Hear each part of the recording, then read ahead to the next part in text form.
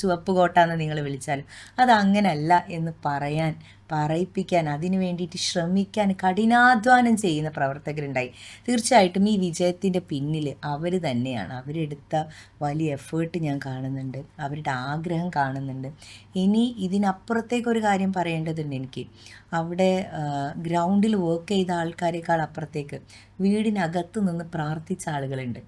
കട്ടിലിൽ പിന്നെ എന്താ പറയുക, ഈ ഓക്സിജൻ ഇത് വെച്ചിട്ട് ലാസ്റ്റ് മൊമെൻറ്റിന് വേണ്ടിയിട്ട് ഇങ്ങനെ ലാസ്റ്റ് ബ്രീത്ത് എടുക്കാൻ വേണ്ടി കാത്തിരിക്കുന്ന ആൾക്കാർ ഞാൻ പോയി കണ്ടിട്ടുണ്ട്. കൈ കൊടുത്തപ്പം കണ്ണിൽ നിന്ന് വെള്ളം വന്ന് എനിക്ക് ഭയങ്കര ഇമോഷണലായി തോന്നി. എന്നോട് പറഞ്ഞു, ഈ മെയ് 4th വരെ കുട്ടി ഞാൻ ജീവിച്ചിരിക്കുമോ അറിയില്ല, പക്ഷേ I want to see you winning എന്ന് പറഞ്ഞിട്ട് അങ്ങനെ പറഞ്ഞ ആൾക്കാരുണ്ട്. അപ്പോൾ ഇവരൊക്കെ എത്രയോ കാലമായിട്ട് ആഗ്രഹിക്കുന്ന ഒരു കാര്യം. അപ്പോൾ അവരെ പ്രാർത്ഥനയായിട്ട് അത് മാറുന്നത്.